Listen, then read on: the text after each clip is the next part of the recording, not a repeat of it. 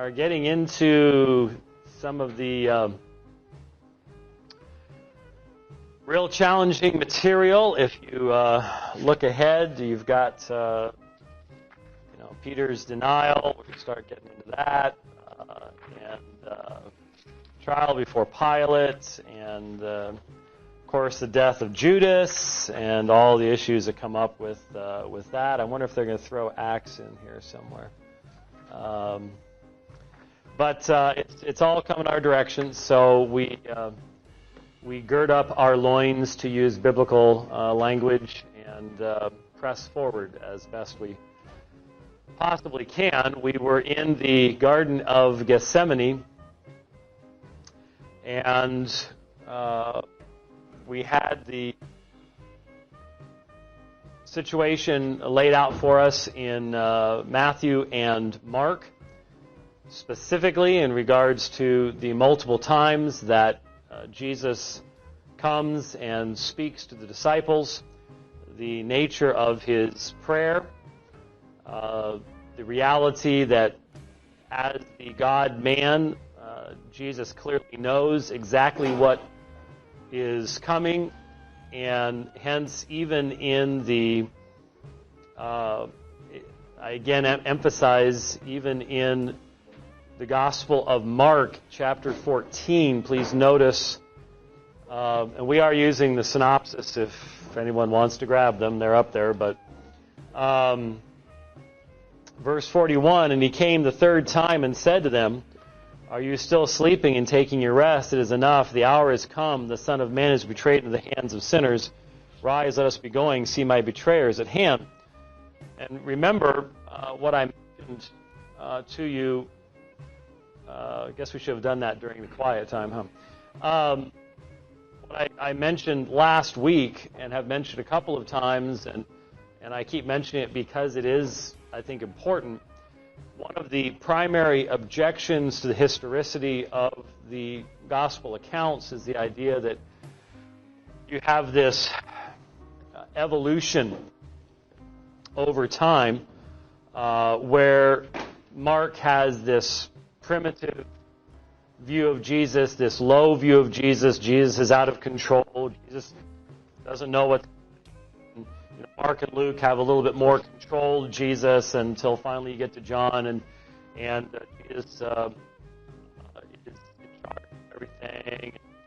And for example, in John 18:4, then Jesus, knowing all that was to befall him, came forward and said to them, whom do you seek? So you've got the in-control Jesus and the out-of-control Jesus and the in-between stuff, and this is all part of the evolution of the story over time. But I point out to you that it is Mark that specifically says, in the third time, he comes the third time to the disciples, says to them, are you still sleeping and taking your rest? It is enough, the hour has come. The Son of Man is betrayed into the hands of sinners. So I don't see how that's overly different from what John says, Jesus knowing what was to befall him. In Mark, Jesus knows that the Son of Man is betrayed into the hands of sinners. He knows exactly why he has been praying the prayer he's been praying. This also confirms our understanding of why there was such agony on Jesus' part. It's not fear of the pain and the death. It is the actual sacrifice that is going to be accomplished, that is in the Lord's view in these situations. And remember, I mentioned last week, this is a major issue with our Muslim friends. They do not understand how Jesus could be crucified. Allah would never allow any of his prophets to die in such an ignominious fashion.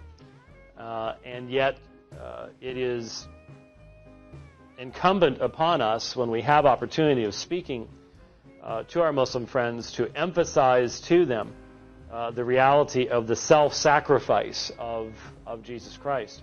And in fact, I was extremely pleased a week ago Saturday in the debate in California, because at one point Sheikh Mustafa Umar in the cross-examination specifically asked me, did Jesus know what was going to be happening in the crucifixion? I said, yes. Well, then why did he say what he said, Eli, Eli, lama sabachthani? And I just got a big old smile on my face. Says, I'm so glad you asked me that question.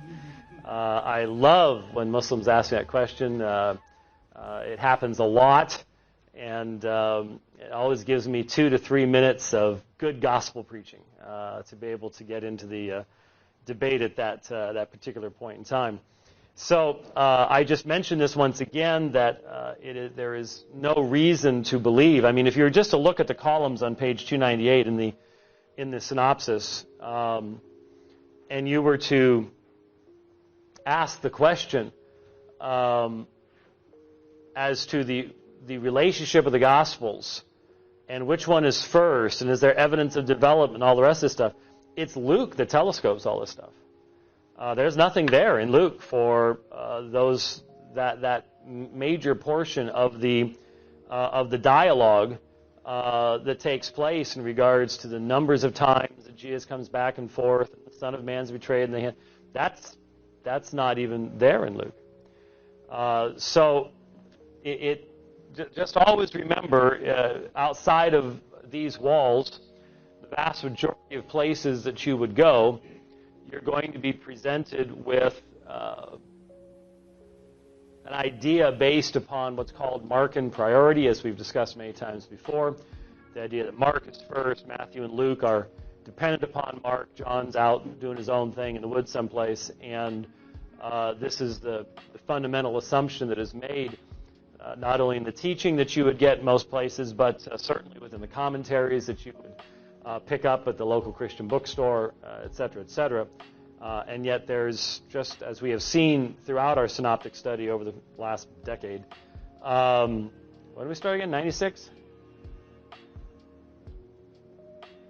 Yeah, I think it was 96. So I almost have to, well, I'm teaching in Zurich, Kiev, Pachasvim, so I've got enough traveling coming up. I think we might be able to slow down enough to right at the beginning of 2016. So maybe we'll be able to go the full decade. I think.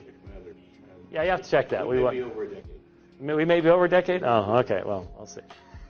I'd just like to be able to say, yeah, my Bible study class, they're champions. They survived a 10-year study of the Synoptic Gospels. Talk about patience. Anyway, so I emphasize that just so you can see that and see where the problems arise. So now we go to the arrest of Jesus, section 331, which is